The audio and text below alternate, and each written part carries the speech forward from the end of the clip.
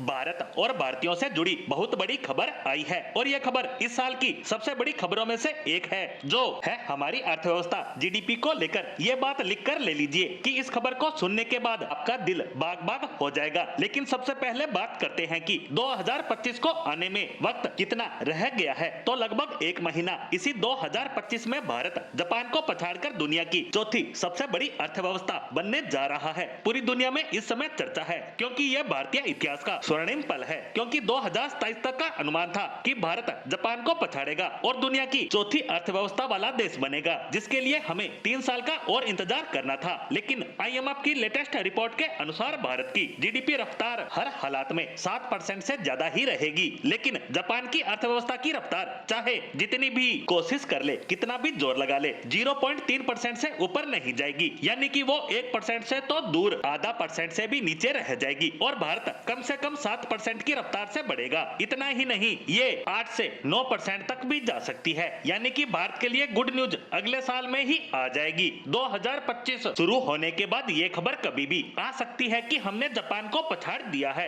यकीन मानिए, जिस दिन ये खबर मिलेगी वह भारत के लिए स्वर्णिम पल होगा, क्योंकि आजादी के बाद हमारा जो सपना रहा है कि हम भारत को फिर से सोने की चिड़िया बनाएंगे, ये उसकी एक असली शुरुआत होगी। अब तक भारत सोने की चिड़िया सिर्फ नारों में ही था, वो अब जमीन पर उतरना शुरू हो जाएगा। हम दुनिया की चौथी सबसे बड़ी अर्थव्यवस्था वाली सुपर पावर बन जाएंगे। लेकिन अब ये सवाल है कि हम जापान को पछाड़ तो देंगे, लेकिन एक्चुअल में 2025 तक हमारी अर्थव्यवस्था किस मुकाम पर पहुंचेगी? तो आईएमएफ की रिपोर्ट ये कहती है कि भारत की जीडीपी 4.4 से लेकर 4.5 ट्रिलियन डॉलर के आसपास होगी। यानी हम 4.5 ट्रिलियन डॉलर का मार्क दिसंबर 2025 यानी इस साल के अंदर छू लेंगे। उसके बाद हमारा मुकाबला होगा जर्मनी से। तीसरे स्थान के लिए, दुनिया की तीसरी सबसे बड़ी इकोनॉमी बनने के लिए हम जर्मनी से मुकाबला करेंगे। जर्मनी फिलहाल 4.7 ट्रिलियन डॉलर की अर्थव्यवस्था वाला देश है और उसकी रफ्तार करीबन आधे से लेकर 1% के बीच रहने वाली है। यानी ये ज्यादा स्पीड से नहीं बढ़ेंगे। अगर 2 साल का आंकड़ा भी जोड़े तो जर्मनी की इकोनॉमी मैक्सिमम 4.8